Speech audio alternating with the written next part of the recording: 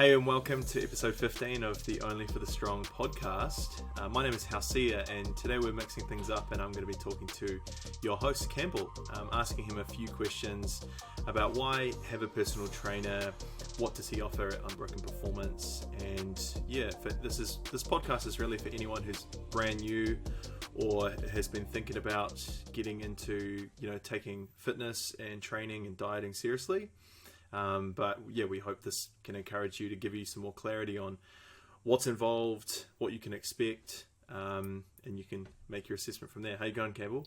I'm good. That was a pretty solid intro from you there. Thanks, man. Yeah. It's not my first rodeo, Yeah. Cool. So we're going to dive in. I think I want to make this real personal. So for me, I've been following Campbell for a few years now. We met down in Dunners. But I guess what I've always admired about him is his discipline, his consistency, but he's also a really encouraging guy. So I think those things are things a lot of us aspire to be. But what is usually missing, I find, in my life has been the accountability. So if I make a goal to be in the gym every morning and I don't tell anyone about it, when I fail, no one's going to pull me up.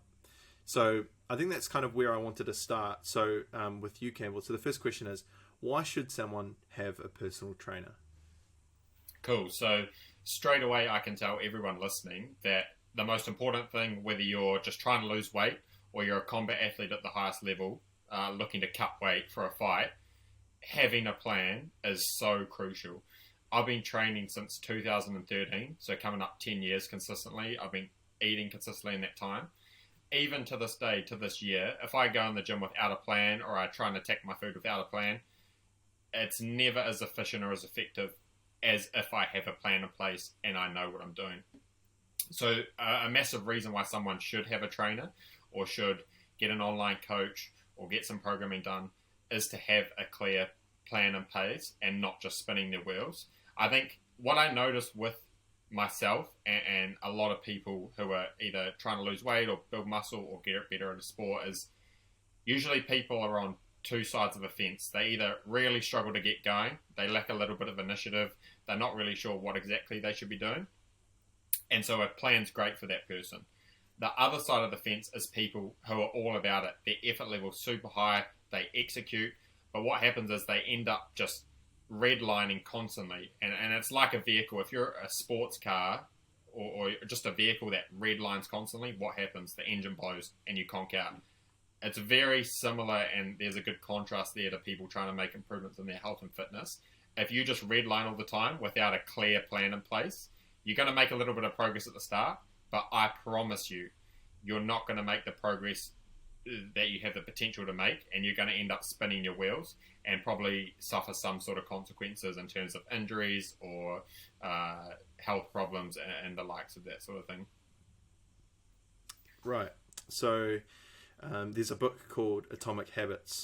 The author, James Clear, talks about the 2-minute rule. So if you wanted to start a new habit, instead of going to the gym for 60 minutes every morning and evening and thinking that that's going to, get you time in the habit, and so you're going to be able to kind of,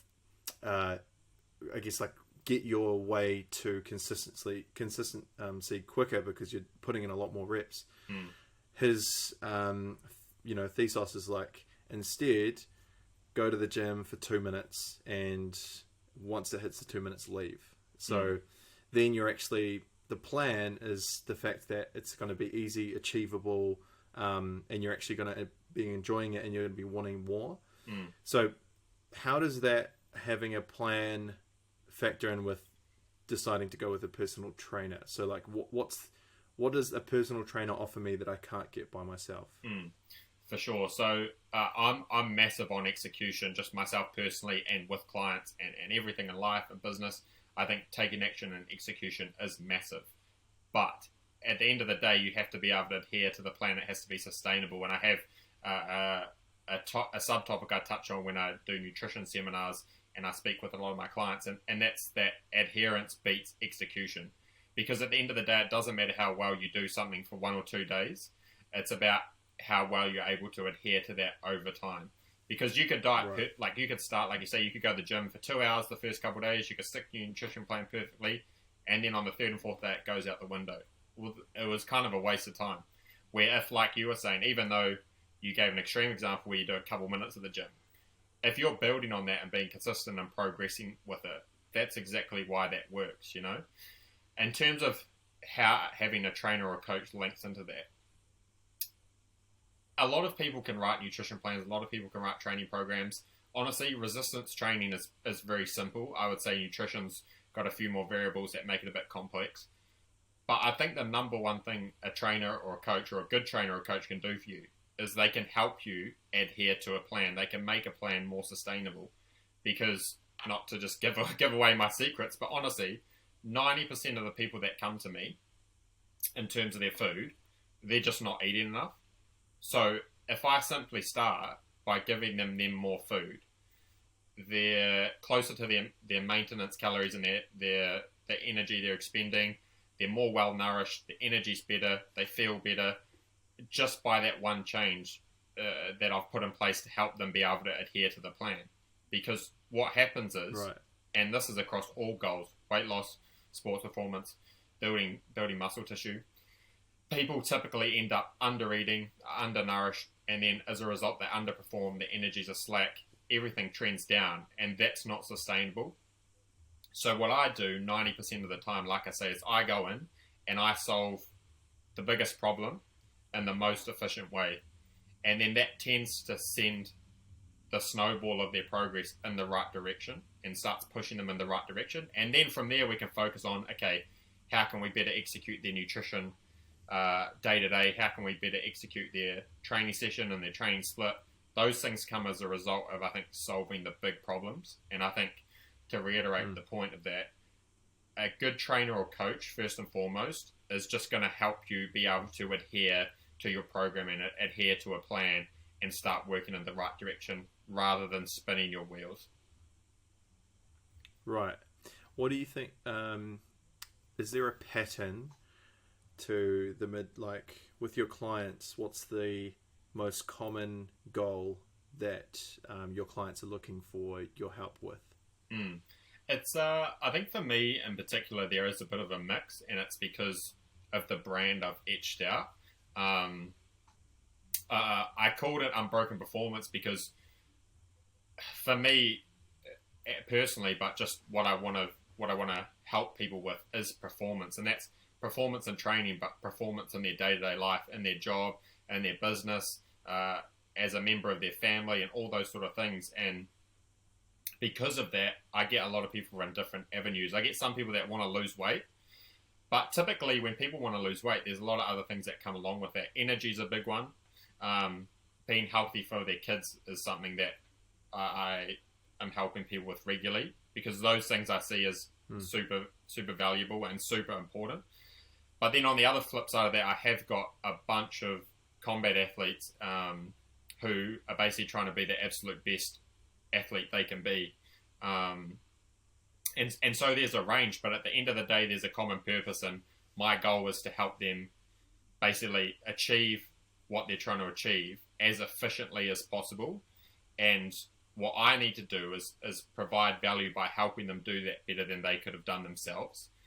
If they can do what I'm trying to teach them by themselves, I probably, and I have in some instances, I say, hey, I think you've got the reins of this, go for it. But that is kind of what I strive to do, is I help them get from point A to B more efficiently, and do so in a more sustainable fashion. Because another, I guess, subtopic I always like to reiterate is you want to pick the lowest hanging fruit. And what that means is you want to do the least amount of work possible to get the desired result. You do not want to do the most amount of work possible. Because something I've had to learn the hard way is oftentimes when you just try and do the most work possible, you do end up exhausted, you do end up burnt out, you do end up being way less efficient and getting less done than if you tried to just do things more efficiently to pick the lowest hanging fruit. And going back to the types of people I see that I touched on earlier, about some people that lack initiative or they almost have too much initiative and do too much, a good trainer or coach will help you pick the lowest hanging fruit. For example, I had a client message me today, and they said they got in sick, and they were going to go train and just like do a lower intensity session. And I said to them, I was like, no, just take the rest, because as I've learned, like when you're sick, honestly, do as less as possible to get the desired result. And in that situation, when you're sick, the goal and the priority is to get well enough to then perform and execute to a high standard. So I explained to him, even though that's my own advice I was struggled with in the past, I encouraged him to take the rest, pick the lowest hanging fruit, because he's going to get the desired result a lot more efficiently and expending a lot less effort. Yeah, that's such a good point, because I think it's so easy for us to, just work harder and not smarter. And especially when it comes to fitness, I think there's a lot of myths out there that are like, you should be packing on the weight, or, you should be increasing all the intensity stuff. But like, if you burn out and you're not doing it in 10 years, then what's the purpose of, going hard right now? Are there any other myths that you can think of, like commonly held beliefs potentially that people who aren't, performing at the super high levels but potentially want to be? What are some common things you run into that you have to kind of help people unlearn? I think honestly the most common thing, and we kind of touched on it a few minutes ago, but I would say 99% of people just undereat, and they have a skewed perception of how much food they need to eat to basically maintain the energy output. For example, what people don't understand is, if tomorrow you just did no exercise, you didn't go to work, you lay on the couch, you did nothing, absolutely nothing, no movement, your body would still expend energy to keep you alive and function all of your human body systems. There's still energy expenditure there. The larger of a human you are, the more tissue you carry, the more body weight you carry, fat tissue you carry, the more energy you're going to expend. Then what happens is you add training on top of that, rigorous exercise, physical job, walking in your office day to day, playing with your kids, whatever. That energy expenditure is going up. And that's energy you kind of have to supply with your food. So what happens is everyone thinks, I've got to eat way less, I've got to cut my carbs, and I've got to do more. And what happens is that does create a big energy deficit, and initially you'll lose a bit of weight, but you end up being in a lot bigger energy deficit than you need to be. And when you do that over time, it comes with consequences such as, poor energy, poor digestion, poor sleep, poor performance in the gym, a bunch of those things. And the reality is you only need to be in a really small calorie deficit. And for the most part, for most people, especially general population, if you start making changes to improve your health and fitness, you should actually feel better. If you are feeling horrendous and you've made some changes to your food and start exercising, if you feel horrible and that's unsustainable, something's wrong. Because what happens is your training, your nutrition, your stress management, and your sleep are all heavily interlinked. And when you start taking some initiative in improving one of those areas, it benefits all the others. So for example, if you limit your screen time before bed, that's obviously going to improve your sleep, but it's probably going to help you better manage your stress the next day. And then because of that, you're probably going to train better with a clearer mind.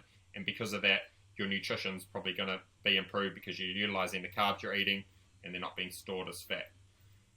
So I would just say, understand that it's not about just cutting a bunch of food and expending a heap of energy. Start making some positive changes and you should feel better. And if not, something's wrong. And again, that's a reason why you should look into getting a trainer or getting a coach, because they can identify those things that will prevent you from, like I said, spinning your wheels, and they'll set you in the right direction. Awesome.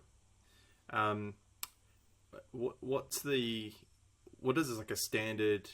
I mean, this is very generalized, but like if you're encountering someone who isn't eating enough, what does a typical meal plan, breakfast, lunch, dinner sort of look like for the average person who needs to start to up their calories? So typically for the normal person, you want to be having 5 to 6 feedings a day, or 5 to 6 meals. But those meals can look different. They're not all going to be massive whole food meals. But again, touching back on what we said before about adherence beats execution. If someone comes to me, and I had this yesterday, someone signed up and they said they were eating 2 times a day. So what I do is I will typically take someone like that to 3 or 4 meals. I won't just jump them straight to 5 or 6, because that's a big ask. If you're only used to eating twice a day and then you have to eat 6 times a day, that's going to be tough, even if you are driven, even if you are disciplined.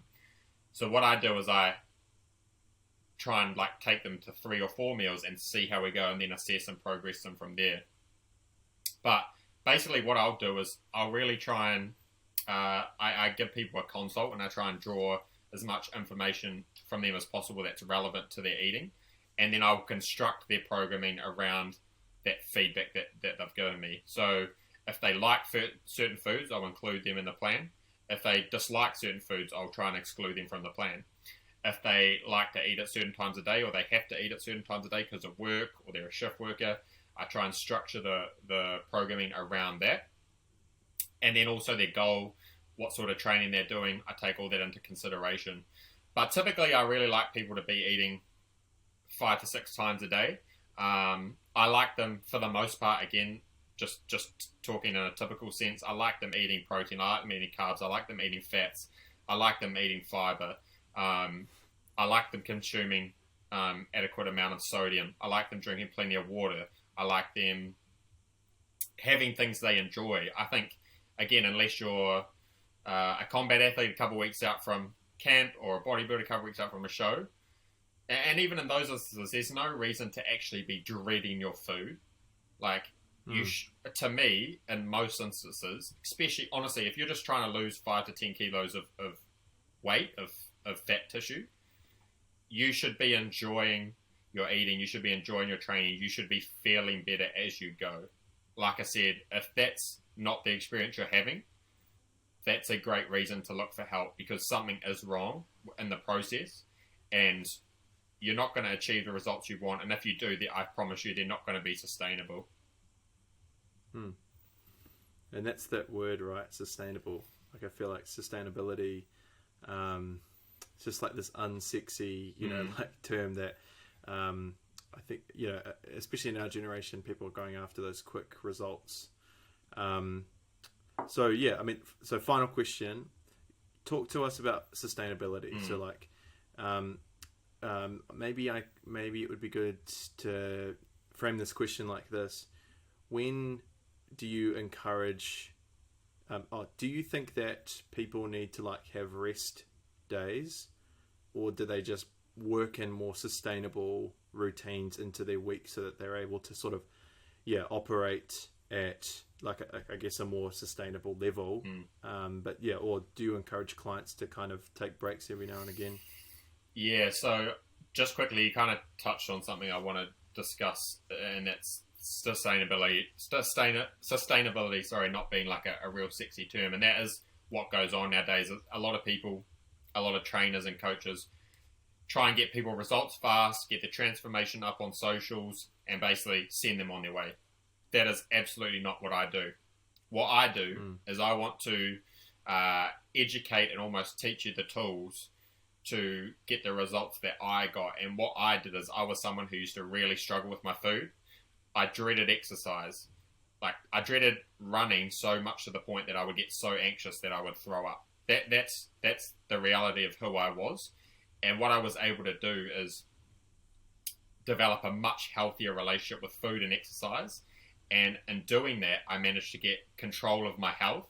And I feel I've developed the skills that I will never, ever have to battle with my weight and my health in a similar sense again. Because I feel like that's what most people do. They carry a lot of weight and they really battle with it. It gets them down. They try and make a change. They get a little bit of results, and then they fall back.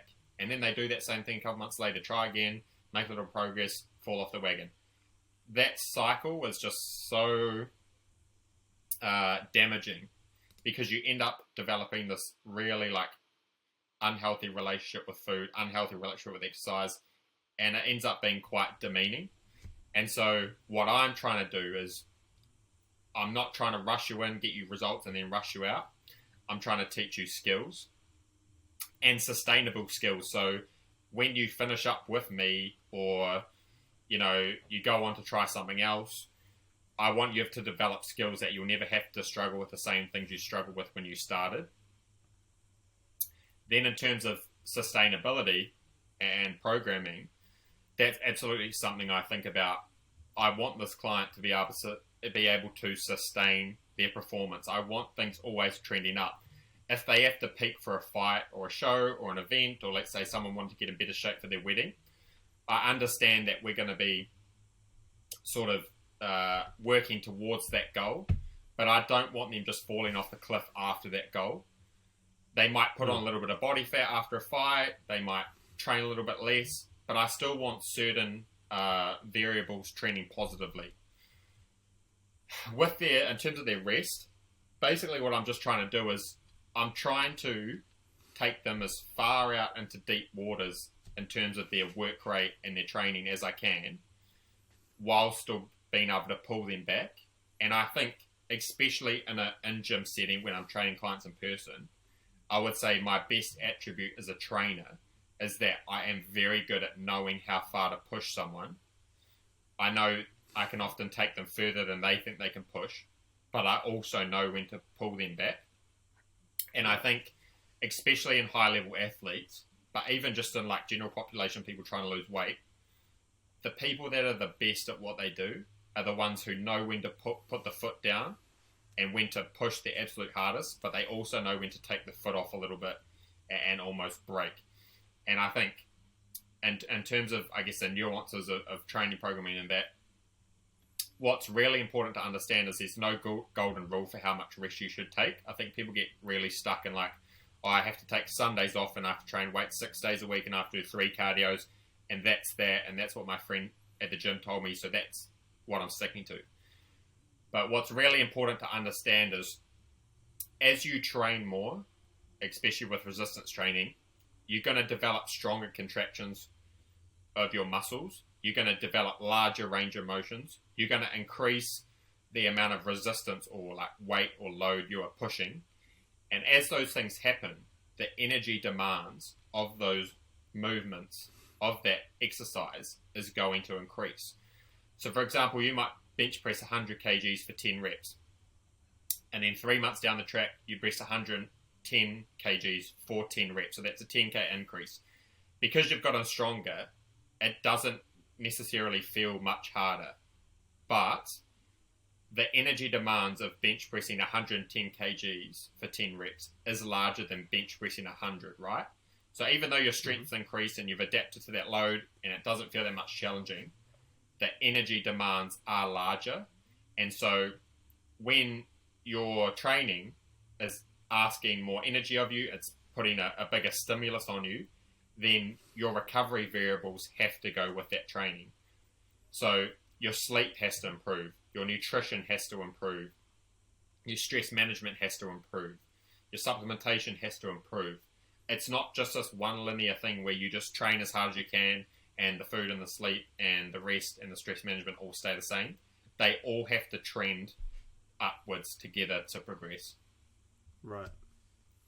Oh, that's so good. Like, that's something that you just wouldn't, you would click, oh, I'm stronger now. So, like my diet doesn't need to change because like if what got me here should just keep me going. But I think it's really important for people to know, like, if you're moving more weight, if you're getting stronger, you're those things are changing. So your diet needs to change as well. Listen, man, I know you're super busy, so we're going to finish things up there. I just wanted to say a big thank you. I think this is going to really hit, like, just demyth a lot of stuff that people think about training. And do you want to share, like, quickly, if someone actually listens to this and they're like, oh, actually, I think it's time, I want to get connected, what's Unbroken Performance, where should they contact you, and what does that look like? So I think in the description we'll chuck our Instagram page and links to, I think, the membership forms and also our contact information. And the best thing to do would just be reach out, like flick me a message on Instagram or even an email and say, like, introduce yourself and what you might be struggling with and what you want to achieve. Because I'll give you a clear response as to how I can help you. And if for some reason I feel I can't help you, I'll refer to you to someone who can. So it definitely won't be an interaction that's not valuable for you. So I'd encourage you to reach out. I'd love to hear from anyone who has any questions or queries, and go from there. Thanks for watching. If you like this content, please like, subscribe, and share with your friends. And for all things Unbroken Performance and myself, hit the links in the description below.